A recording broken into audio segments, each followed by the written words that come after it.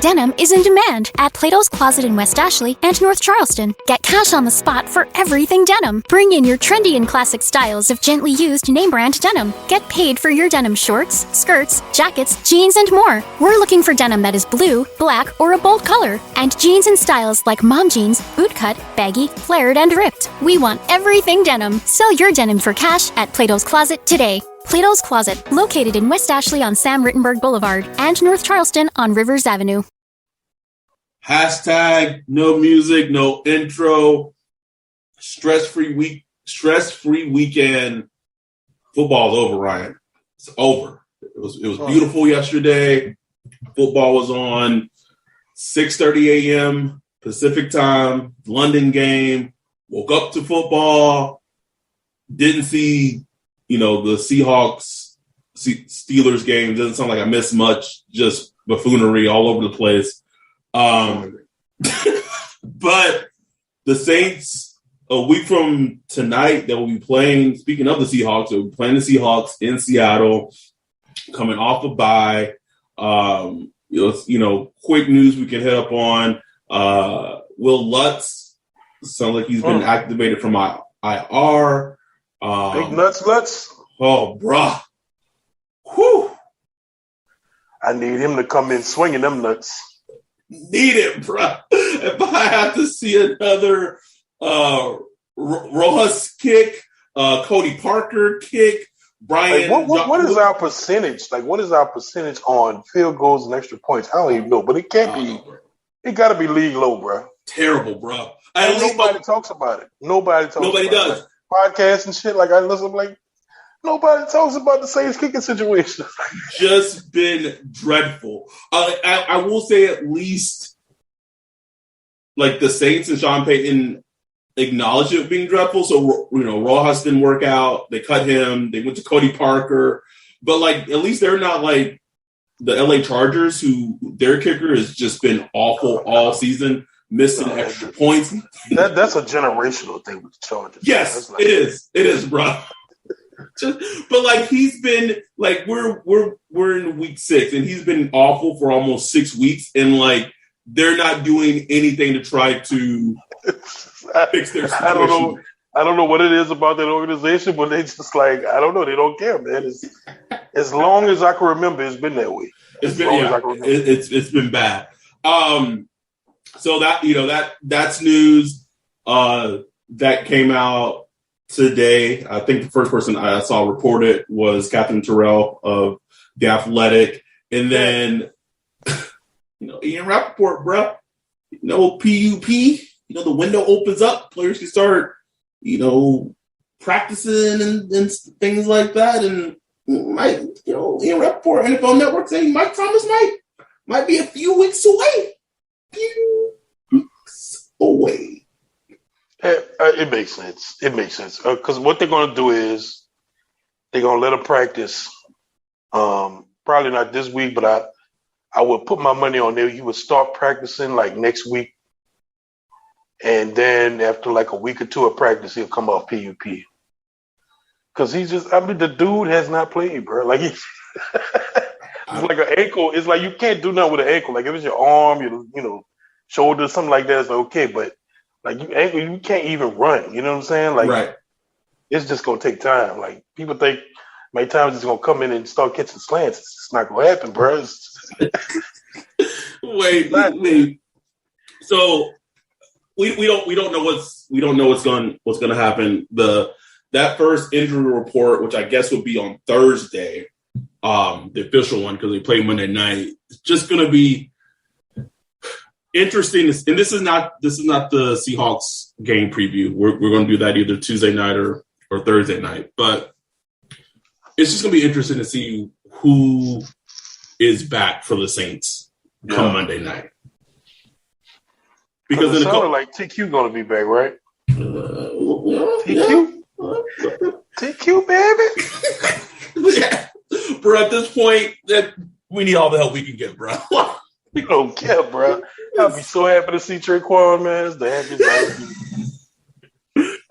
he got a nice little connection with Jameis in the workouts. Will that carry over to actual games? Man, just give me them little 2 catches, 25, sit, good. Get a touchdown in that. Where Brandon Coleman at, bro? Can we get Brandon Coleman to come back, bro? That is Brandon Coleman, man. That's crazy. Yeah, he had next, man. He had that neck thing, and So did just that quickly. So yesterday, stress-free watching football, the greatest experience there is as a fan. And I'm watching football. Wake up, watch a little London game, watch 12 games, then took a nap. Then catch the end of the end part of the noon games. And just chilling, bro. Just chilling, bro. Just I don't give a shit who wins, who loses. No. Like there's some games like the Vikings Panthers game. It felt gross to root for the Vikings, but like we had had to do it. Yeah, right, exactly. It's like let's go, Kurt. What? But I want this episode to be about. We watched games yesterday, right? We saw a whole bunch of teams play. Good teams, bad teams, mediocre teams. I don't know what team the Saints are right now. I don't know. Don't know. No. But would you stop it? I'm sorry, that's the cat. Sorry. Hey, I get it. I have a little office set up now, my new place, so I can do the pod in peace. But my cat will for sure be right at the door, meowing to either come in or for me to come out. He is an attention whore, so I get it. Yeah, man. But it was just interesting watching games yesterday and seeing how teams are built and constructed and just different trends, you kind of see around the league. And I was just thinking of like how that relates to the Saints and how their team building has been over the last, this last run, right? Let's say since 2017 on. So let's start with, one of the best games of the day yesterday. Cowboys, Pats. Cowboys are 5-1 after a thrilling win yesterday over the New England Patriots. As someone who was born and raised in Texas, and I grew up despising the Cowboys because I grew up just surrounded by just insufferable Cowboys fans in the 90s when they were in their fucking heyday. To this day, the team I hate the most is the Cowboys. Just to see how that team was built, right? That team is an offensively built team. And in some way, like if you look at it from the outside, there's some things that are kind of similar to the Saints, because I wrote this article years ago of Sean Payton copying the game plan of, the Cowboys when they had Tony Romo and they had DeMarco Murray, and it was building a stud offensive line and a running back, and they had Dez Bryant in his prime. And that was the Dez didn't catch it season, right? Yeah. And you could see, if you look at the Saints offensive line, obviously injuries aside, like you could see that vision, but the two drastic differences between the two teams. Obviously, I'm not going to compare Dak to Jameis because that's not a conversation. But Saints have Mike Tomlin. You had some Saints fans, they were like, Dak. They'd be like, Jameis Winston is number 2. Ooh. Man, if you just go through the TL and watch some Saints fans, bro, it's just I don't know. That's something we can discuss later about extreme homerism, especially in our mentions lately, because it's getting out of control. But the biggest difference, and we talked about a little bit last week, is the Saints have Mike Thomas, and when healthy, and we don't know what version of him we're getting, he's shown to be a top 5 wide receiver and all-pro talent.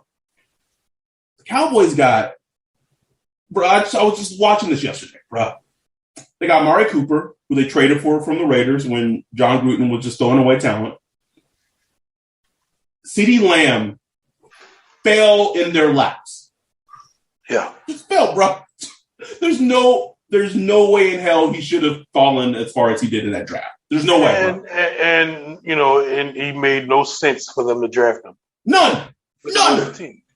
No sense. But they took absolutely. But when talent when the best player falls in your lap, if you're a good team, you take that best player and you just figure it out, bro. Just figure it out. Exactly. Not to mention, Ryan, Michael Gallup, he's been hurt. But you know what? They got Cedric Wilson. I'm like, who the fuck is Cedric Wilson? Right. Who is this guy? Just making plays. They got Dalton Schultz, got Blake Jarwin. And Schultz. I be looking at Schultz like, who is this guy, man? Just Jason Witten. Jason Witten get in the time machine and just change his name. I swear, bro, that's just what he looks like. Right? One of those little 1-2 routes, just like catch, first down. And I think it just goes back to when that Mike Thomas news first came out. The first thing I thought about, not Mike Thomas news today came out that he's going to miss a few weeks. The first thing I thought about was just, we talked about it ad nauseum, and I feel like we've beaten this horse. We're going to kill it, elbow drop it. But I really want to know what the mindset and the logic of the Saints were. Maybe not in the free agency, but like in the draft. Like you knew that this man was not returning any of your phone calls. Just purposely ghosting you for most of the offseason. And yet now we have he's coming back whenever, and now they got just undrafted free agents across the board. And it's like, how do you expect Jameis to be successful in this with what he has to work with? It's just baffling. It's rare. It's very baffling. It's baffling to us, but it's not baffling to Sean Payton, bro. Like, the guy believes that, Marquez Callaway and Lil Jordan Humphrey and, Deontay Harris, he just believes in his scheme and his route concepts that he could make the offense work. That's literally what he believes, man. Like, I think when Sean Payton goes to sleep at night, he's just thinking, like, I'm good. Like, I got some good wide receivers. We can make it happen until it's proven otherwise. Until like the end of 2013, this 2013 season, where you got a gimpy Colston and a gimpy, Lance Moore, and it's just everything is just dry, And then he go out and draft, Brandon Cooks. Like, he has to see it to believe it, because if it's up to him, when it's the off season, bro, he's just like fans, bro. He's like fans. He's just like looking through rose-colored glasses, like, oh, we got players, man. We don't need to draft a guy. I think that just goes to, because I think the concern is that if he hasn't seen it by now, like, oh, he's seen it. I mean, look, they went and got Kenny Stills, so he's seen it. But right, I think they're not. They still don't. They're not to the point where like they're ready to use large capital to go and address the situation, which goes to underscore the whole point about like how do they view this season period. Like, I don't know. It's like, I don't know how they view themselves in this season and what they want to do. Like, do they really believe they are challenging for a Super Bowl? I just don't see it. I don't see it. But at the same time, I feel like they do want to.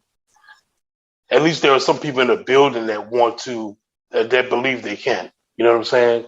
And that's one thing you got to look at with NFL teams. It's not like a consensus. There are people within the building that have different beliefs. There's some that believes like, hey, let's just buy a year or two and we're going to get back to this thing.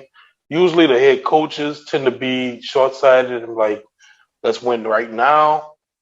With the Saints, I don't know. I don't know how that works. Like, Sean Payton, a different dude. Like, he just got married. He might be thinking about something else, man. Like, I don't even know what Sean Payton had at right now, bro. I really don't.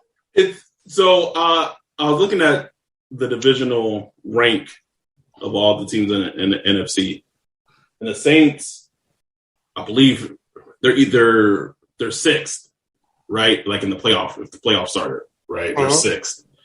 And I was looking at that list. And people like to want to talk about the AFC being better than the NFC this season. Stop it. Stop. Please stop it.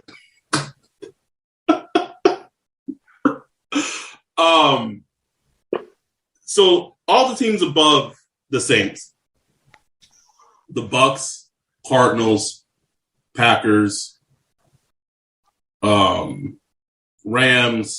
and I'm forgetting one. I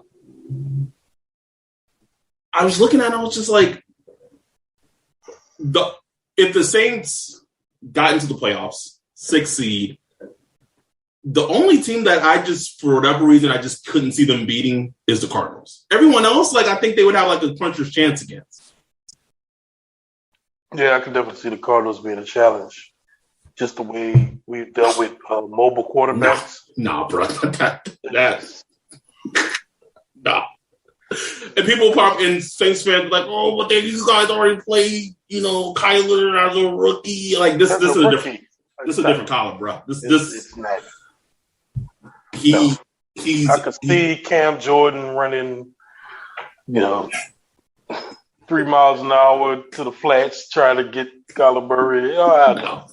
No, bro. No, can't see it. But like, it just goes to the point of like, where, who is this team, or where, like, it's crazy. And I know that Giants loss is just going to do them dirty somehow, some way. They always have one, bro. Every season. But your tweet you tweeted earlier today was so on point of what you wanted. So people who maybe didn't see the tweet, like, what is your successful season that that the Saints need to do for you to be considered them to have a successful season? Like me, my outlook, bro, is just enjoying football as a fan, having a good time, not worrying about no Super Bowl or none of that shit. I just want them to sweep the Falcons, beat Tampa Bay at least once. Would love twice, but at least beat them once. Beat the Cowboys, please. Please beat the Cowboys. Oh, that's the team I didn't mention. Yeah, that's the team I didn't mention. They play together. They play Thursday Night Football, and that's gonna be a tough one, man. On Thursday night too.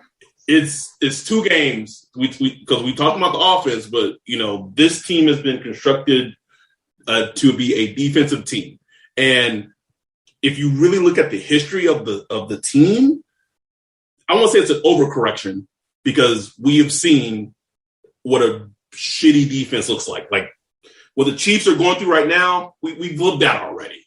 Like, we've been there. Much worse, too. Much worse. On a much worse level. Yes. But it seems in a bit, and again, I don't want to use the word overcorrection, that all the resources just went into defense, which the Saints have a good defense.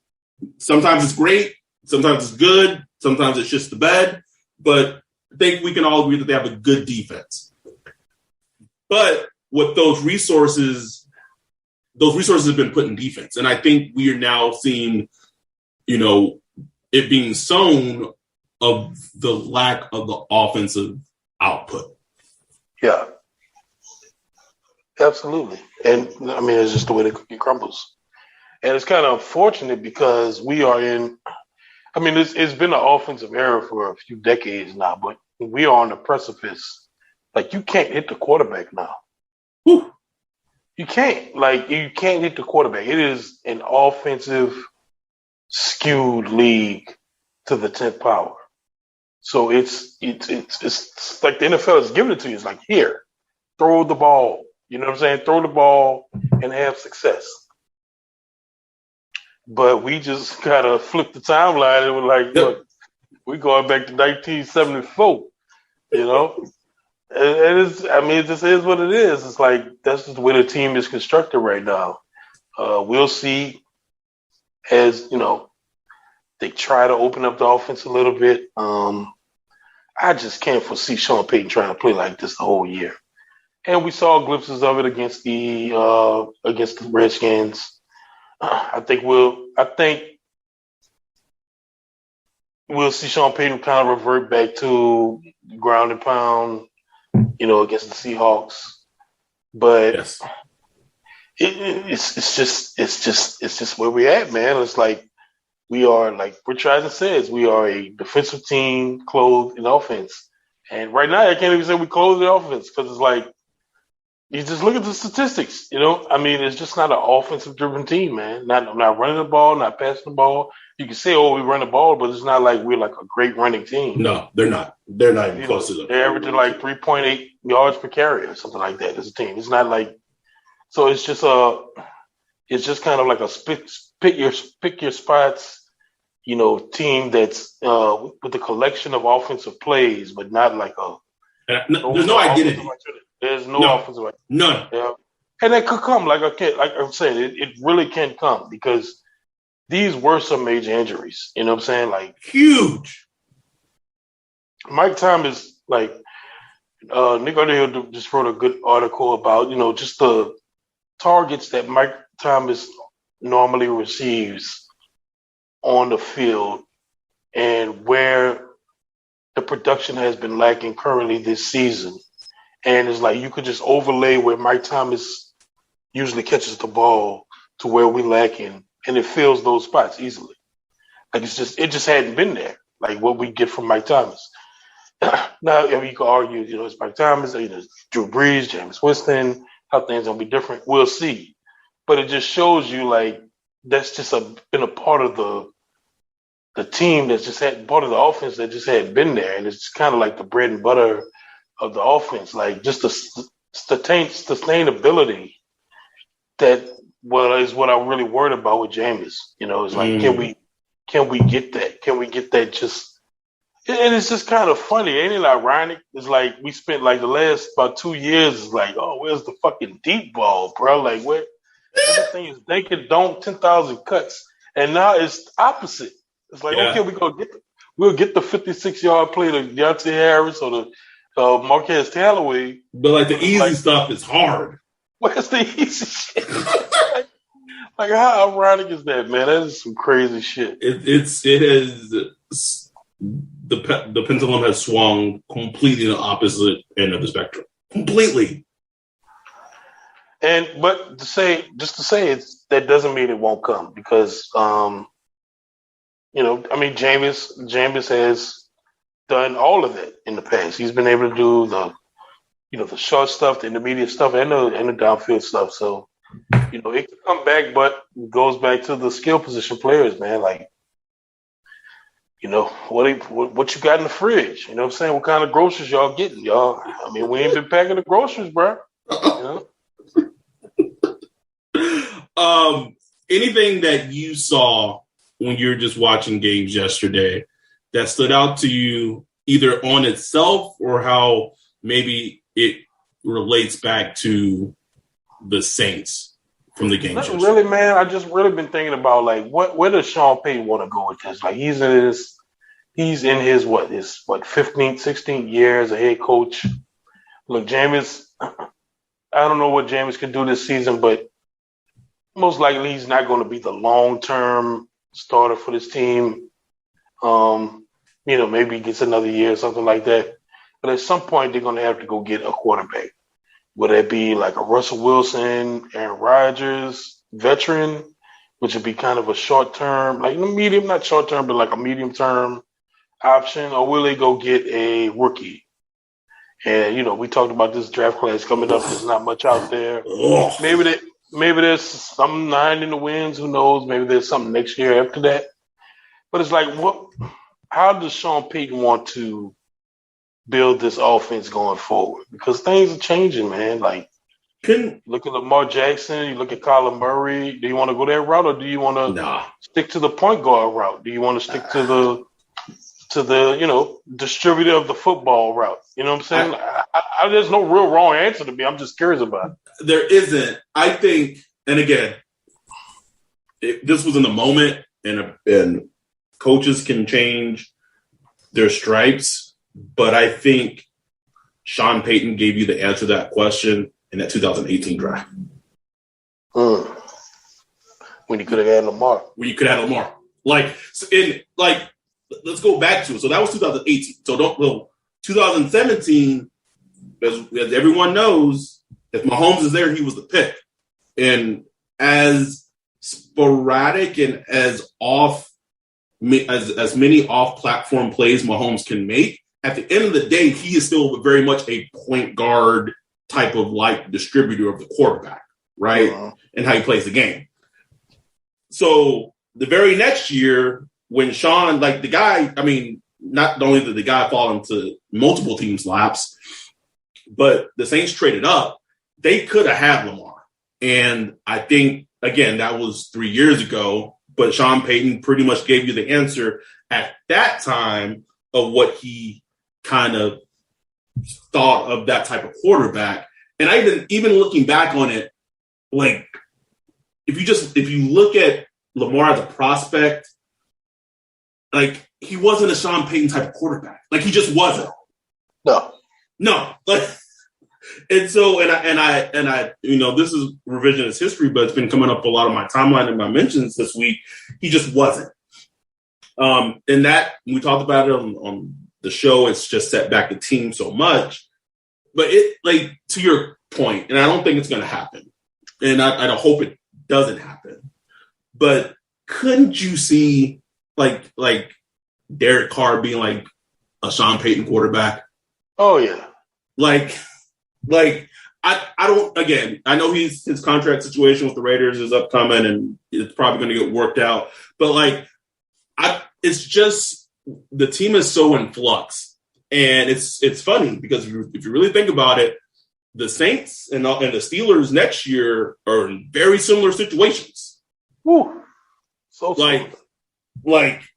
good defenses for the most part, got talent on defense, but the Saints have a way better offensive line. It's crazy because if you think about it, the Steelers have weapons, right? They got Claypool, they got young tight end, Freiermuth, Deontay Johnson, but they don't got the offensive line, and now they got Big Breeze. But the Saints, conversely, it's flipped.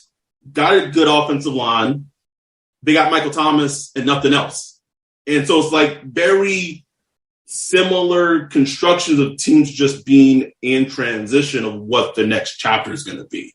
And it's, as a fan, it's exciting, but it's also terrifying because if you mess up, and you don't get the right guy. You sitting there like the Dolphins, bro. Bruh, the Dolphins ready to give it all for Deshaun Watson, bro. They don't care. That's it. It's hard, man. It's hard finding a QB. Look at the Browns. The Browns are in a quandary. Who they are in a predicament.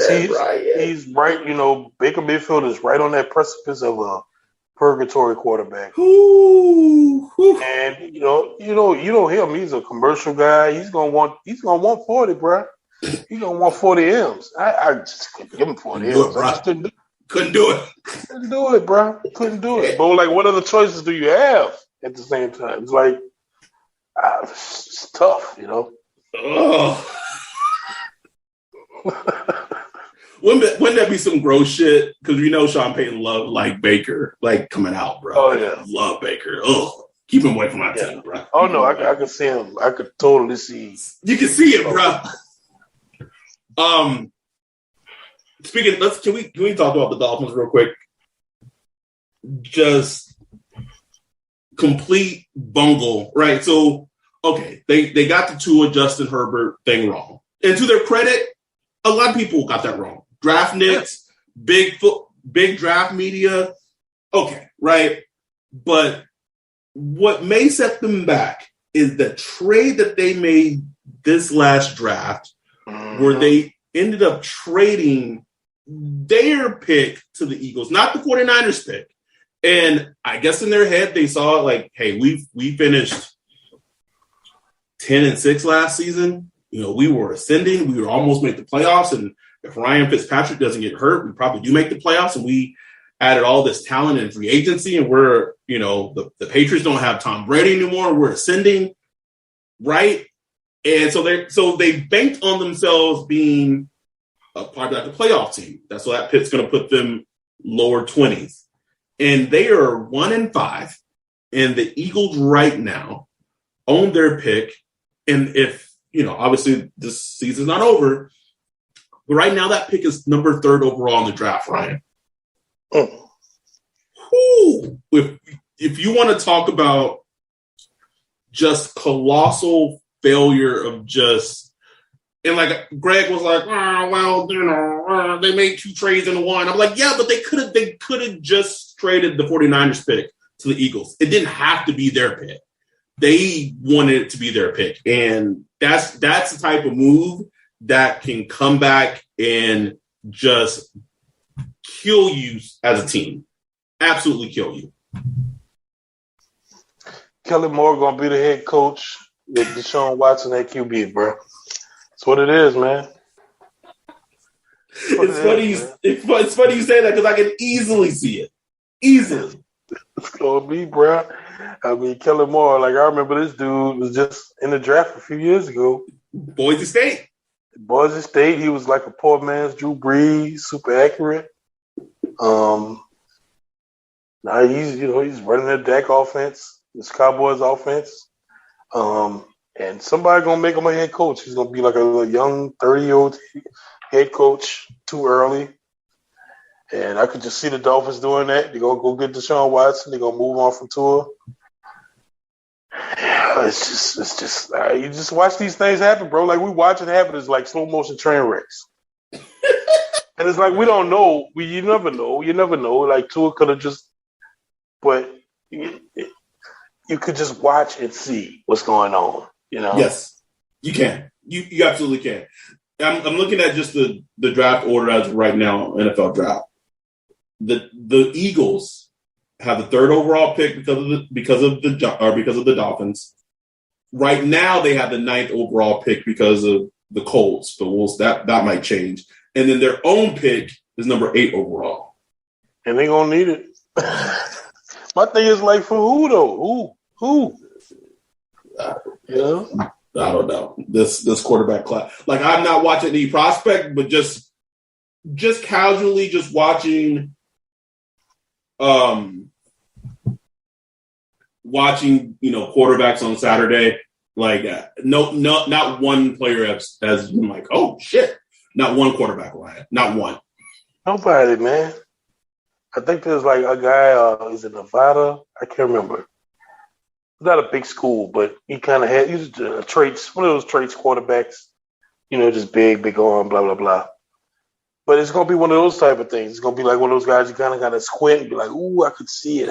When you saying that, he already knocked the guy, bro. Like, I have learned that. I've learned that. But those are the outliers. They're outliers like Josh Allen or whatever. It's just kind of outliers where they do make it. But those are the ones that get you, bro. Those outliers.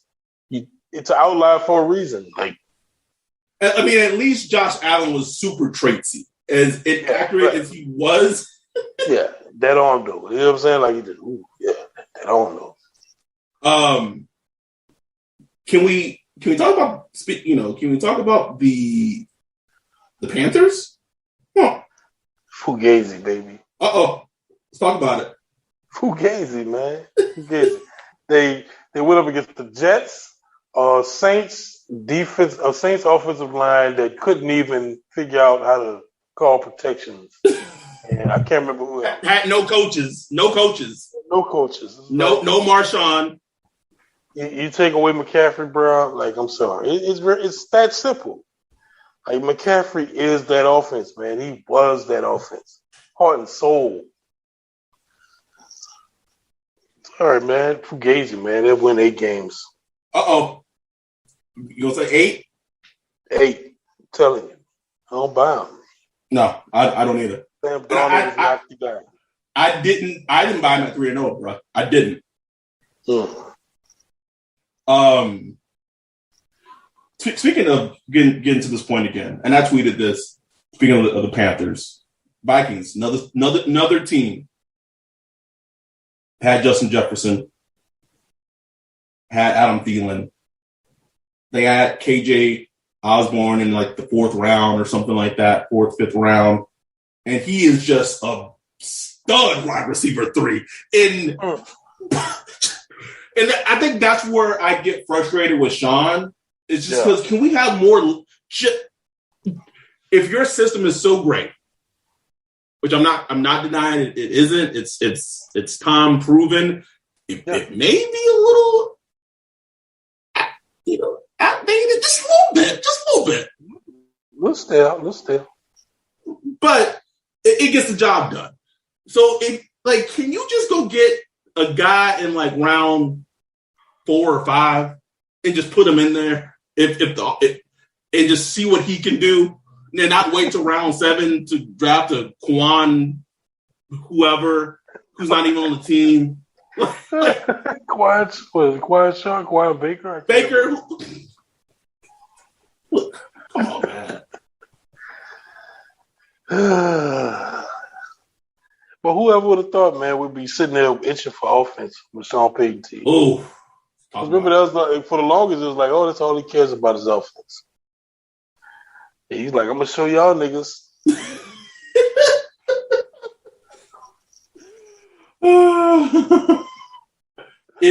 It's weird. It's weird that the transition. And I think what worries me as a Saints fan is that as good as the defense can be, and it's just been great at times this season, but when it all comes down to it, can they get a stop against a top 5 NFL quarterback?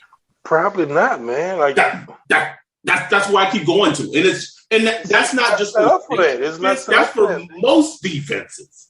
Yeah, that's what I'm saying. Even for like the actual good defenses, when you're in OT and you've been on the field for all the time, it's just the game is built like that, bro. Even good defenses, you just can't expect them to go out there and stop stop Patrick Mahomes and, Justin Herbert. And, it's just too much, and the pass catchers are too talented. That's my thing. It's like, what's going to happen when we, those shootouts like yesterday, like with Dallas and the Patriots? And, what's going to happen when we get to that point where we just got to shoot it out? Last man with the ball wins. What's going to happen? I just can't foresee it now. We have, for the most part, we haven't been at that point. We was, somewhere at that point the Giants, and we lost. We'll see when some players come back, but I don't have that confidence right now that you can go toe to toe with a good offense. Like in the past with Drew Brees, especially when he was, before, maybe, up to 2019, I had that confidence. It was like, okay, if it came down to it, we know we can go toe to toe. But I just don't have that now. And that's not just saying like, it's because of Jameis. It's the whole package. You know what I'm saying? It's the coaching, it's the personnel, it's the quarterback, it's everything. All those things go together. So I just haven't seen it yet. So we'll see. But like right now, it's like, we like first in the league and running on first down. Like that's like a pet peeve stat for me. It's like it's just running on first. It's almost like wasting a play. It's like be more creative, please. Yeah, it's like just throwing a play away. It's like you run on first down, you get your 2-3 yards. Okay, just throwing a play away, and we like 1 or 2 in the league and running on first down. It's like, give me more, man. Like, come on.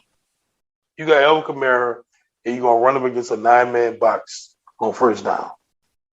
That's just that's coaching malpractice to me, bro. It is, man. It really is. We can't have this episode without all the news that came out about LSU and Ed Orgeron, bro. We're going to talk about it. Neither of us are LSU fans. Don't don't give two shits about him. We enjoy, scrolling the timeline on Saturdays when LSU fans are going crazy. But the expose that came out this week on Ed Orgeron were basically, man, this is weird. Like he's going to coach out the rest of the season, but then he's not going to be there. But that's like when parents like break up or get a divorce, but still cohabitate. It's weird. Just let him go. Get him out of there, man. Like, don't let him go. Why? Why is he still there? But this brilliant article. I can't even cite who did it, and that's on me. I apologize. Of just Ed Orgeron just hoeing around Baton Rouge, bro. Hoeing, bro, living, man. Like we talked about before, bro. When you the head coach of a winning program in one of these like mid-sized towns, man, you're a king, man. It's like being a king. Hey, you talking about Ed Orgeron, somebody that's been around forever in college football. He's living, man. Dude is living. He had girlfriends, multiple girlfriends. And this is not a moral podcast at all. It was Brody Miller, who covers the LSU Tigers of The Athletic. Multiple girlfriends, and sometimes Ed had the girlfriend's kids partaking in practice, bro.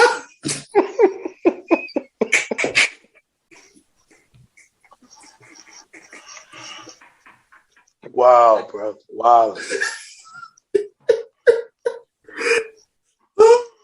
And you know what's funny? I probably would have been doing the same shit.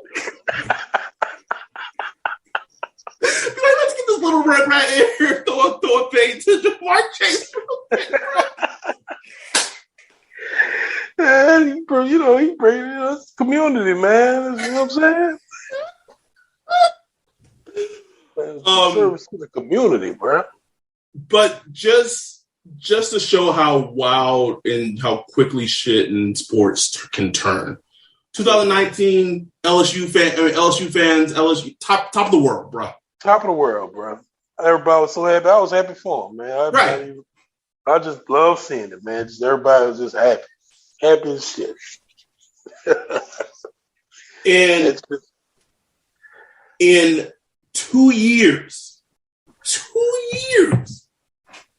just in flames. And I knew it, man. Like, once Joe Brady left, I was like, that's it, because Ed Orgeron, he does nothing. Like, what is, like, he's recruiting and pumping up the players. Like, that's it.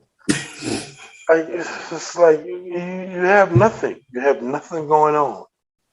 So if you can't, you got to be able to get coaches together. You got to be able to pull in, that's Nick Saban's secret. You know what I'm saying? He has that coaching network to get good coaches in there and keep him fresh. And they just hadn't had that, man. And it's interesting because they're gonna get talent. LSU is always gonna have talent on the team. It's not gonna be a problem. Gonna have talent. But in college, you really got to get the coaches in there to put them in position to succeed. I don't know what LSU been doing. And of course, quarterback. No, Max Johnson, son of Brad Johnson. It just looks gross at times, bro. Mm-hmm. It just looks gross at times. But it just goes to show in sports how quickly things can change. Honestly, though, here's my take. If you're an LSU fan, you can't say shit, man. Like, no, I don't want to hear shit from you. Don't want to hear anything from you. Got your championship, and not only like a championship, like that was a dream season. A dream season, like one of the best college teams in history. Y'all stamped. You know what I'm saying? I'd be good for like 5 years, bro. It's just wild to me if just go, like scrolling my timeline on Saturday and just seeing people upset. And I'm just like, shit, like we haven't won one since 2009. Bro. Ancient history, bro. We got Saints fans now that were like children when that happened. My daughter wasn't born. Yeah. Oh, and see? Oh, I remember watching that with my dad. You know what I'm saying? Like, my daughter wasn't born, and she'll be 12 in March, bro. Insane. That's how it works, man. But anyway, we just wanted to get on here, have a quick episode, talk about the games yesterday, how it relates to the Saints, just tie it all in together. You know, we're back at it. You know, this week, our little. I mean, we didn't go on hiatus, but the Saints hiatus is over. It's football for here on out for the rest of the season, and they got a big game on Monday night, next Monday night, and I tweeted it like they got to win this game, bro. They got to. It's on the platter. Got to. It's on like Geno out, or sorry, Russell Wilson out, Chris Carson out. It's on the platter, bro. They got embarrassed. Like you need to. We need an embarrassing game. Like we had the Green Bay Week 1 embarrassment. I need one more, man. Let it be Seattle. Yes. I don't care who it is, but embarrassing. You know, I need them. I need them. You know, I need them. We want them to win, hopefully convincingly. Because you know what's after that game. You know, hey boy. The Superdome sounded quiet in that Giants game. But this one, Tampa Bay, Halloween night? Shit. Come on now. You got to bring it. Yeah, got to. But handle what's in front of you first. It'll be very interesting to see, though, because I will give Sean Payton a lot of credit. He's usually a pretty good self-scouter in terms of, like, offensive changes. Yeah, he is. It'll be interesting to see what tweaks there may be to the offense coming out of the bye. Man, the thing I've been thinking about for the longest this whole season is the whole offensive line, offensive communication, protection thing. Yep. You've been on it all the time, bro. It's been on my mind, not even for the Saints, but just like league wide. Like I always wonder why high draft picks, number 1 overall, number 2 overall, number 3 overall, continue to fail. Like if you just look at the trend, they don't do good, man. Like they usually don't do good. And it just got me wondering about like offensive line, understanding protections. I feel like that's just such a key data point for NFL teams and such a key point for teams winning. So I'm just interested to see when, if Eric McCoy, I haven't heard about him, if and when he comes back, how him and Jameis handle the load. Because I really think, I was looking at Sports Info Solutions. Like Jameis been pressured on like 44% of his dropbacks. That's crazy, man. That's crazy, bro. That's crazy. Now, I mean, you can go back and forth. Is it on him? Blah, blah, blah, blah. Whatever. It's 44%, almost half of his dropbacks. You can't. I mean, that's a tough way to win. So they got to figure that out. Like I think if Sean Payton's worried about anything, knowing him, he's probably not even worried about the wide receivers. That's what he's looking at. He's like, how can I protect my quarterback and keep him calm in the pocket? And I don't know the answer to that.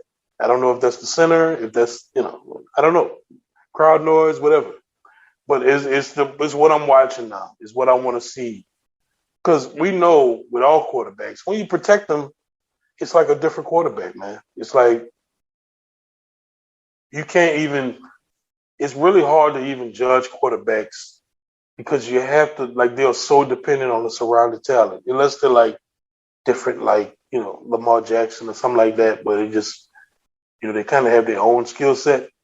But, when it comes to just, like, actually quarterbacking, it's so dependent on the whole overall offense.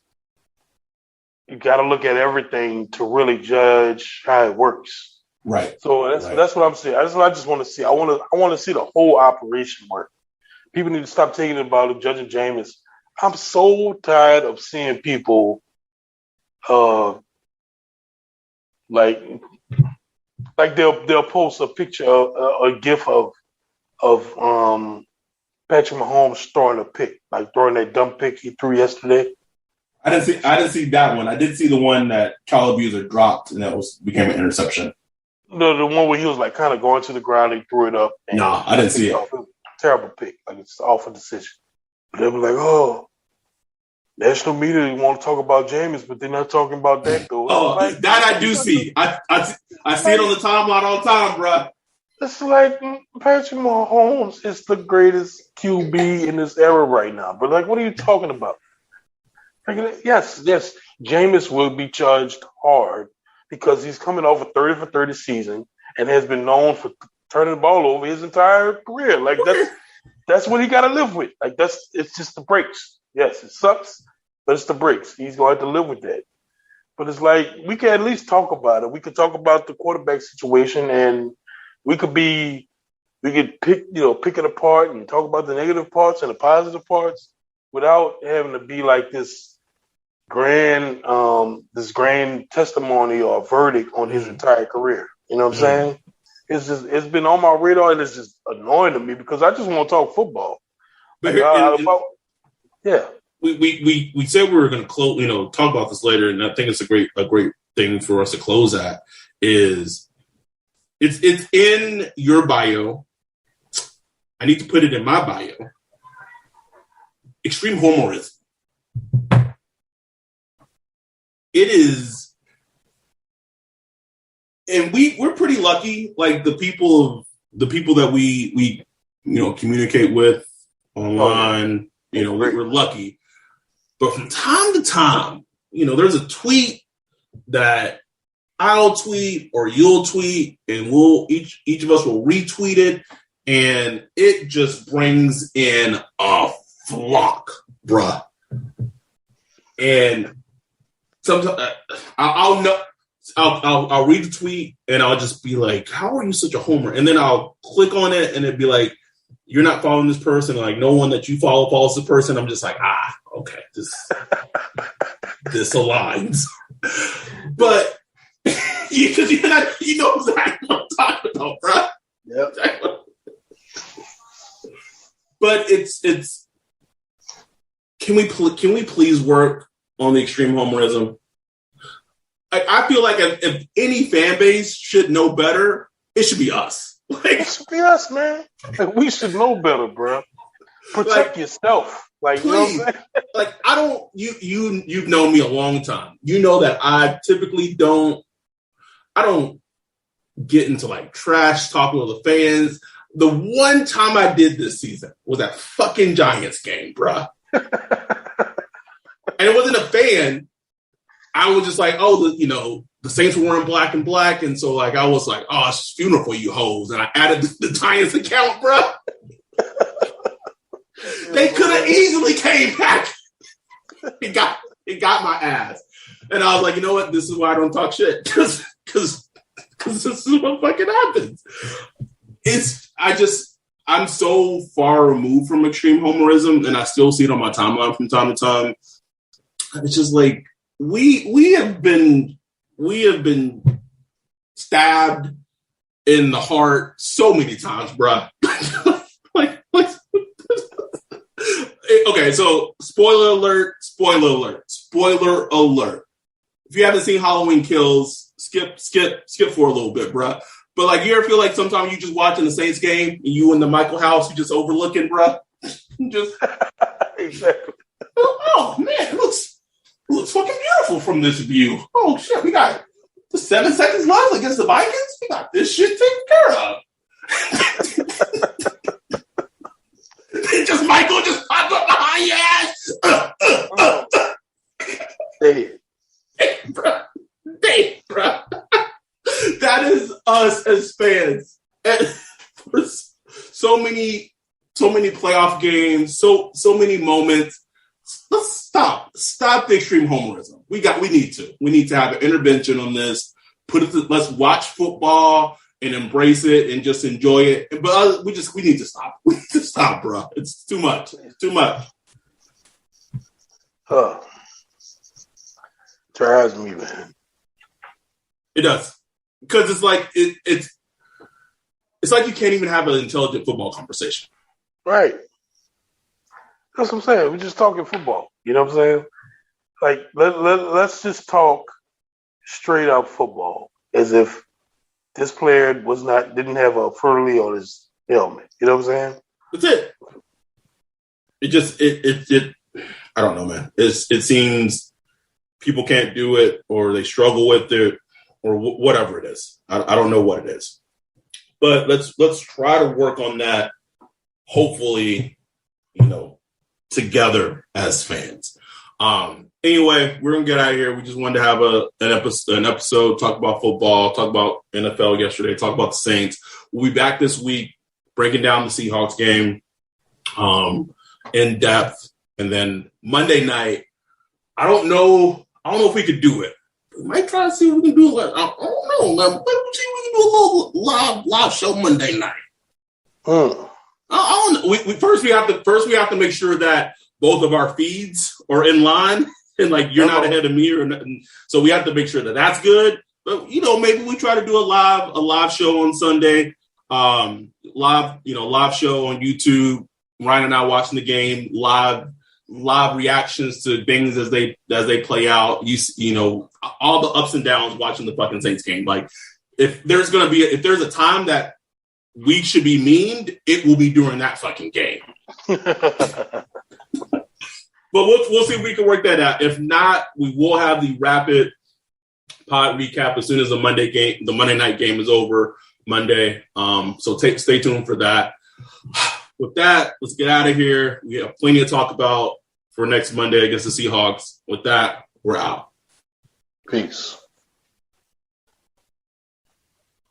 Denim is in demand at Plato's Closet in West Ashley and North Charleston. Get cash on the spot for everything denim. Bring in your trendy and classic styles of gently used name brand denim. Get paid for your denim shorts, skirts, jackets, jeans, and more. We're looking for denim that is blue, black, or a bold color, and jeans in styles like mom jeans, bootcut, baggy, flared, and ripped. We want everything denim. Sell your denim for cash at Plato's Closet today. Plato's Closet, located in West Ashley on Sam Rittenberg Boulevard and North Charleston on Rivers Avenue.